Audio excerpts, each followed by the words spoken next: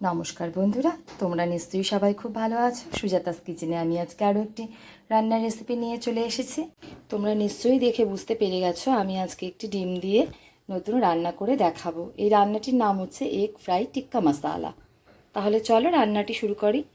আমি প্রথমেই ডিমটিকে সিদ্ধ করে নিয়েছি এবং দেখো এই ডিমগুলোকে চাকুর সাহায্যে এভাবে গোল গোল করে কেটে নিয়েছি এবং নুন, হলুদ আর একটু লঙ্কার গুঁড়ো মেখে রেখেছি। আমি কিন্তু এখানে ঠিক একইভাবে আলুও সিদ্ধ করে নিয়েছি এবং আলুগুলোকেও ঠিক একইভাবে কেটে নিয়ে নুন, হলুদ আর লঙ্কার গুঁড়ো মাখিয়ে রেখেছি। তোমরা এটাতে আলু না দিতে চাইলে কিন্তু দেবে না।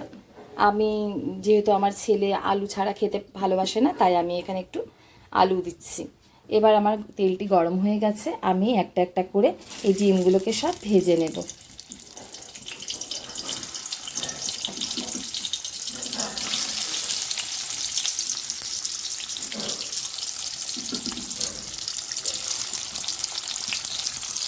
আমার কিন্তু ডিমগুলো দেখো একদম ভেজে নেওয়া হয়ে গেছে।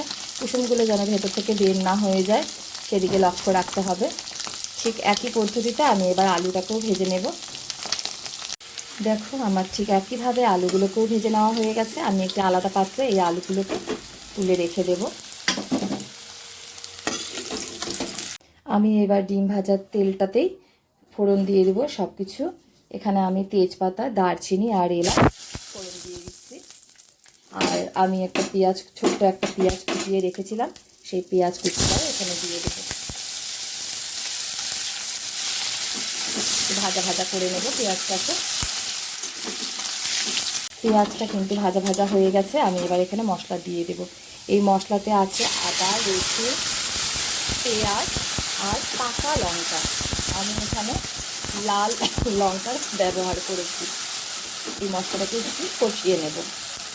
আচ্ছা, এখানে একটি কথা বলা হয়নি, আমি কিন্তু এখানে গোটা জিরেও বেটে দিয়েছি, কারণ আমার না ওই গুঁড়া জিরের মশলা একদমই ভালো লাগে না। আর দেখবেন গোটা জিরে যদি একটু বেটে দেওয়া যায় সেই রান্নাটা কিন্তু ভীষণ টেস্ট হয়। এই মশলাটা যখন একটু কষানো হয়ে গেছে তখন আমি এখানে একটা বড় মাপের টমেটো বেটে দিয়ে দিলাম। এবার এই টমেটোটাও বেশ ভালো মতন আমি কষিয়ে নেব।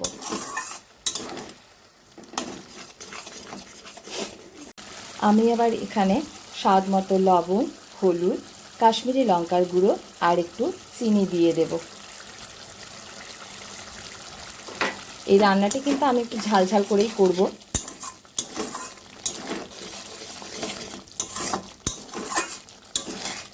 মশলাটা দেখুন অনেকটাই কষে এসেছে, এটাকে আরও একটু ভালো করে কষিয়ে নেব।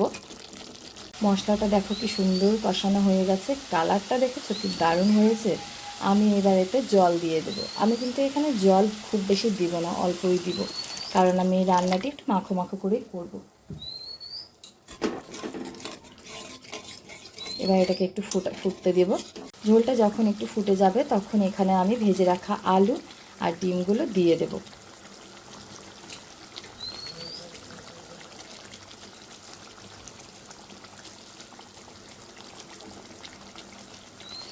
আমার কিন্তু রান্নাটি হয়েই গেছে, খুব সুন্দর সেন্ট বেরিয়েছে। এবার আমি এখানে গরম মশলা ছিটিয়ে দিলাম।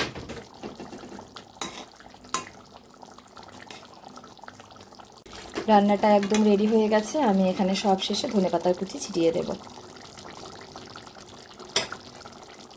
দারুণ খেতে লাগে এই রান্নাটি। আপনারা কিন্তু অবশ্যই বাড়িতে বানাবেন এই রান্নাটি।